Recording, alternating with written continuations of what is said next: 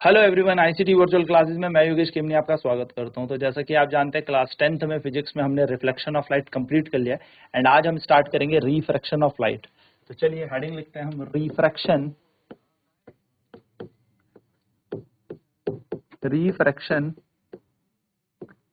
Of light, यानी कि प्रकाश का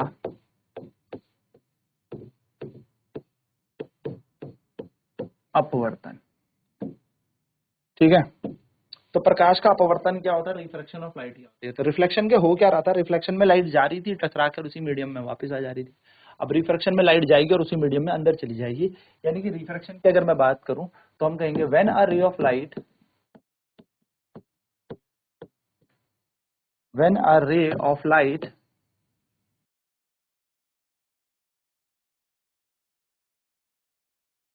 when a ray of light goes from one medium to another,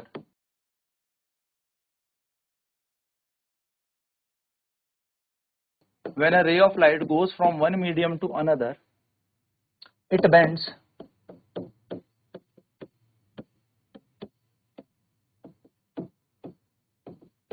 towards the medium या towards the normal or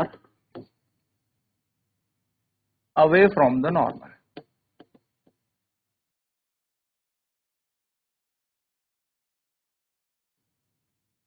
जब एक रे ऑफ लाइट एक मीडियम से दूसरे मीडियम में जाती है तो या तो नॉर्मल के टुवर्ड्स होता है, अवे फ्रॉम द नॉर्मल हो जाएगी। And this phenomena is known as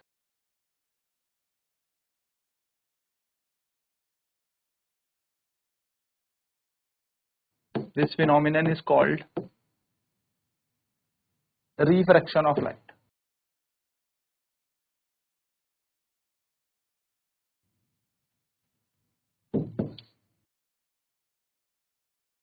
ठीक है, तो जब लाइट एक मीडियम से दूसरे मीडियम में जाएगी तो या तो वो नॉर्मल के पास हो जाएगी या नॉर्मल से दूर हो जाएगी। तो यहाँ पर आ जाएगी, लाइट आ गई तो ये नॉर्मल के पास होके चली गई, या रे ऑफ लाइट आई और नॉर्मल से दूर होके चली गई। इन चीजों को हम कहते हैं रिफ्रैक्शन ऑफ लाइट। तो यहाँ पर हो जाएगा, ये बन जाएगी इंसिडेंट एंगल, क्योंकि ये है इंसिडेंट रे, और ये हो जाती है रिफ्रैक्टेड रे।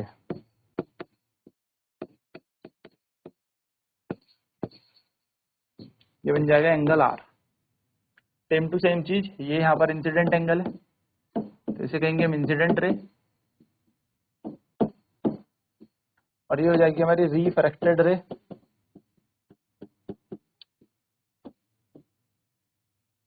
ये है आई, ये है आर। इसको कहते हैं नॉर्मल। नॉर्मल हो जाएगा एन एन डैश, ये नॉर्मल हो जाएगा। ठीक है, एन एन डैश हमारा यहाँ पर नॉर्मल है। तो नाम देना चाहते हैं अगर हम इसे, तो नाम दे देंगे ओ ए बी। ठीक है, तो हम यहाँ पे लिखेंगे ओ ए क्या है, इंसिडेंट रे। क्या होती है incident ray? The ray that strikes the surface, जो किसी सरफेस पे, किसी सतह पर गिरेगी, उसको हम इंसिडेंट रे कहते हैं। और ओ बी क्या बन गया हमारा, या मैं ए बी बोलूं, क्या बन गया हमारा? नाम दिया हमने ना ओ ए बी, तो ए बी क्या बन गया हमारा? ए बी हमारी होगी रिफ्रैक्टेड रे। तो रिफ्रैक्टेड रे क्या होगी? The ray that the ray that goes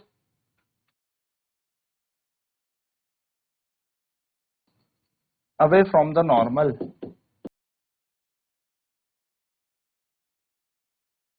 or towards the normal।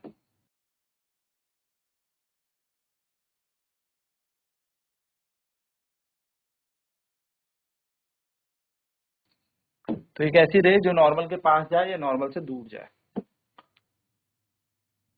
Angle आई का मतलब क्या है? Incident angle. इंसिडेंट एंगल क्या होता है? The angle between incident ray and normal. जो एंगल इंसिडेंट रे और नॉर्मल के बीच बने इज कॉल्ड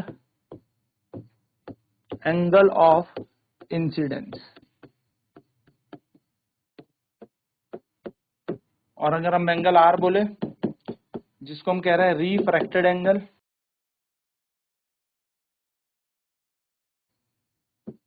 तो हम कहेंगे द एंगल बिटवीन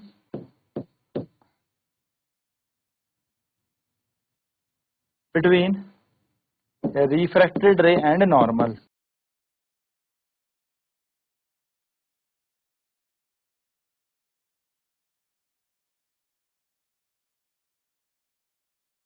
ठीक है, तो एंगल बिटवीन रिफ्रैक्टेड रे एंड नॉर्मल, इसको हम क्या बोलेंगे? एंगल ऑफ रिफ्रैक्शन बोलेंगे। चलिए नोट करते हैं फटाफट, फिर बढ़ते हैं आगे।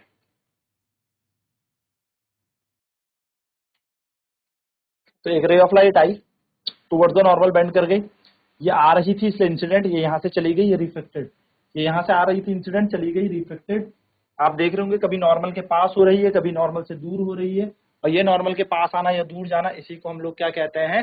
इसी को हम लोग कहते हैं रिफ्रैक्शन ऑफ लाइट। ठीक है, फिर अगर हम बात करें ओ ए क्या है, तो ओ ए आने वाली किरण है ना, देखो ओ ए आने वाली है, यहाँ पर भी नाम दे दो ओ ए, और यहाँ से चलेगी बी, तो आने वाली जो किरण है इस इंसिडेंट कहते हैं, और जो रिफ्रैक्ट हो जाती है वे द नॉर्मल और टुवर्ड्स द नॉर्मल उसे हम रिफ्रैक्टेड रे कहते हैं। तो incident ray O A, the ray that strikes the surface, और ए बी हो गया रिफ्रैक्टेड रे, वह किरण जो अभिलंब से दूर जाती है, अभिलंब के पास जाती है। तो इंसिडेंट एंगल क्या हो जाएगा? Angle I is the incident angle, the angle between the incident रे and the normal. Incident ray यानी कि आपतित किरण और अभिलंब के बीच जो कोण बन रहा है उसे इंसिडेंट एंगल कहते हैं, इंसिडेंट एंगल। और रिफ्रैक्टेड एंगल क्या हो जाएगा? एंगल बिटवीन रिफ्रैक्टेड रे और नॉर्मल, यानी कि रिफ्रैक्टेड रे और नॉर्मल के बीच जो एंगल बनेगा उसको हम एंगल ऑफ रिफ्रैक्शन कहते हैं। ठीक है, चलिए आगे बात करते हैं। तो बेसिकली होता क्या है, यहाँ पर कुछ लॉज होता है हमारे पास refraction, laws of refraction, laws of refraction. तो सबसे पहला लॉ होगा हमारे पास, द इंसिडेंट रे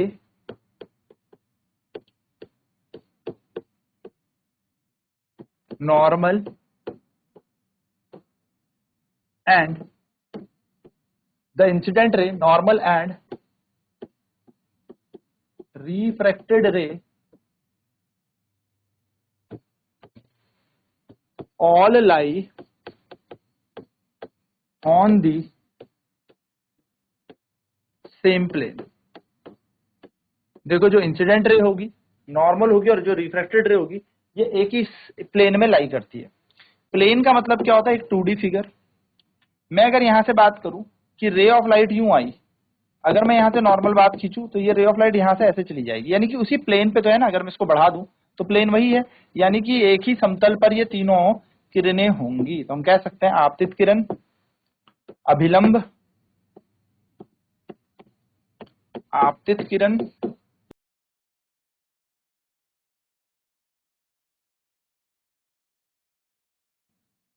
अभिलंब और अपवर्तित किरण, अपवर्तित किरण एक ही समतल पर होती हैं या गिरती हैं। ठीक है, पर तो समतल एक ही होता है, इन्हीं के ऊपर ये गिरती है। ठीक है, पहला नियम तो ये रहा।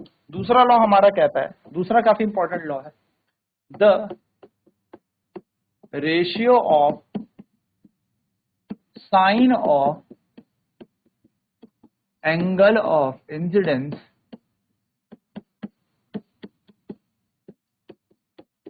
टू द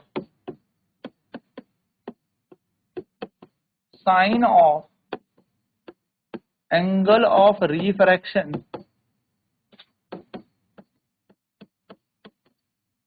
इज ऑलवेज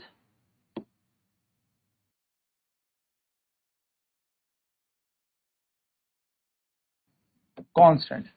यानी कि अगर मैं यहां से रे लूं और ये एंगल आई है और ये एंगल आर है, तो इन दोनों का जब मैं साइन रेशियो निकालूंगा, साइन आई आपने पढ़ा होगा, साइन कॉस टेन कॉट, ठीक है, ट्रिग्नोमेट्रिक रेशियोज, और साइन आर, तो इन दोनों का जो अनुपात आएगा हमेशा कांस्टेंट आएगा, यानी कि नियत आएगा। इस लॉ को हम स्नेल्स लॉ भी कहते हैं। This is also known as हम इसको एक और चीज बोलते हैं, this is also known as Snell's law. हम इसको स्नेल का नियम भी कहते हैं। क्या होता है स्नेल का नियम? कि साइन निकालो आई का और साइन निकालो आर का, और वो हमेशा किसके बराबर है? कांस्टेंट के बराबर। इस कांस्टेंट n को बोला जाता है refractive index. So where n equals to refractive index, इसको हम क्या कहते हैं? रिफ्रैक्टिव इंडेक्स कहते हैं। बड़ी इंपॉर्टेंट बात है, ध्यान से सुनना। रिफ्रैक्टिव इंडेक्स यानी कि अपवर्तनांक,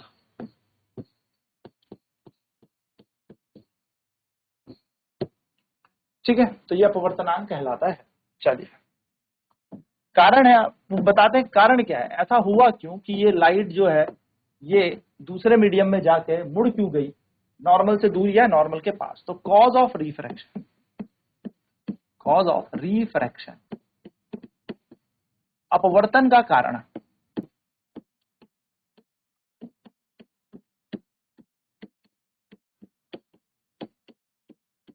अपवर्तन का कारण, ठीक है। तो यहां पर अपवर्तन का कारण होता है द स्पीड ऑफ लाइट,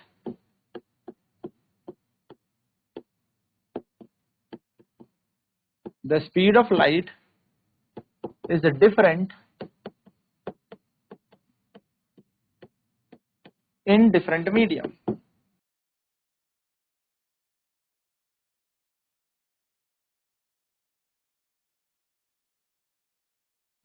जो प्रकाश की चाल है वो माध्यम बदलने पर बदल जाती है।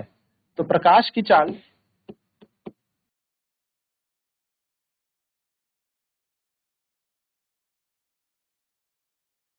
माध्यम बदलने पर, माध्यम बदलने पर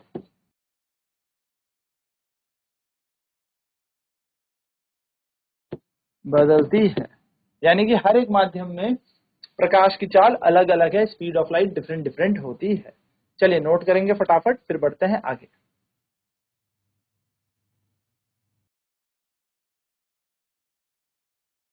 तो ratio of sine of angle of incidence to the sine of angle of refraction is always constant. तो angle i by angle r, sine I by sine r constant हो जाएगा, ये बात ध्यान में रखनी है, यही हमारा उसके हिसाब से बनेगा, ठीक है।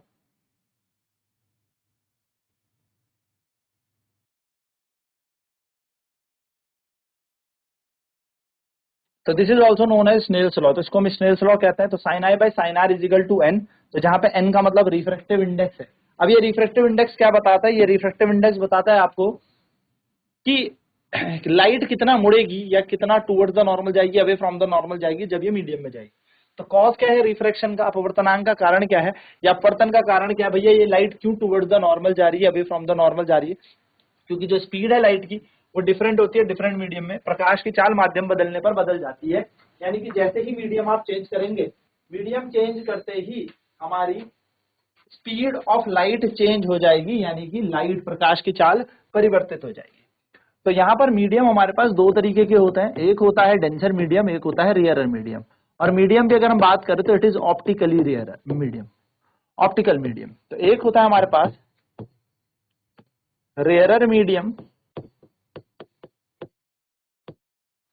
एक होता है डेंसर मीडियम, ठीक है। एक होता है रेयरर मीडियम, एक होता है डेंसर मीडियम, यानी कि एक होगा हमारे पास विरल माध्यम और एक होगा हमारे पास सघन माध्यम। तो विरल और सघन दो तरीके से हमारे माध्यम हो गए, ठीक है। विरल क्या हो जाएगा, जहां पर रे ऑफ लाइट तेज चलती है, यानी कि यहाँ पर स्पीड ऑफ लाइट मोर होगी, स्पीड ऑफ लाइट कैसी होगी, मोर। यहाँ पे स्पीड यानी कि प्रकाश की चाल ज्यादा होगी, प्रकाश की चाल यहाँ पर ज्यादा होती है। और सघन माध्यम की बात करें तो यहाँ पर स्पीड ऑफ लाइट लेस होगी, स्पीड ऑफ लाइट कैसी होगी, लेस। यहाँ पे हल्की चलती होगी, यानी कि प्रकाश की चाल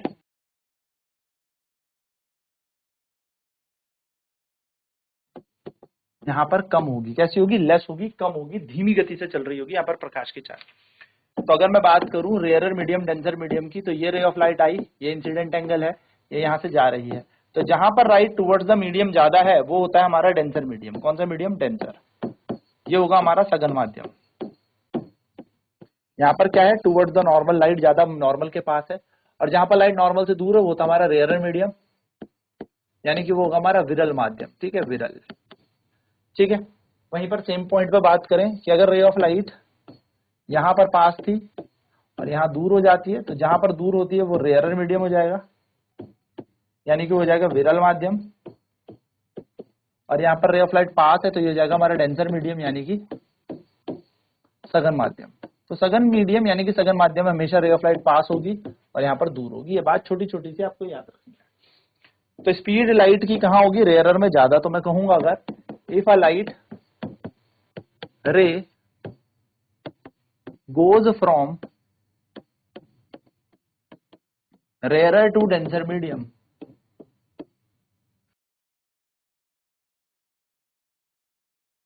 अगर राइट रे रेयरर से डेंसर मीडियम जा रही है, इट्स स्पीड विल डिक्रीज, उसकी स्पीड क्या है, डिक्रीज हो जाएगी, कम हो जाएगी, उसकी चाल कम हो जाएगी।